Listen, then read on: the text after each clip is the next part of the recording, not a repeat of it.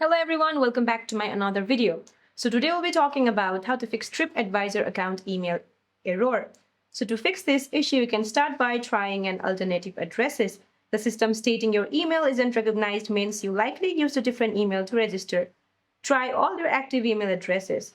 Now, if you remember your account's display name or username, you can bypass the email address field and TripAdvisor login page by trying alternative social login option like Google or Apple if you linked them previously. Now make sure there are no spacing errors or typos in your domain name. If you have access to the account but want to change the registered email address, what you can do is open your TripAdvisor app and then go to your account at the bottom right corner. Now tap on the settings icon, preferences. Once you tap on it, since I have logged in through my Apple address, through my Apple ID, so you won't be able to see it on my screen.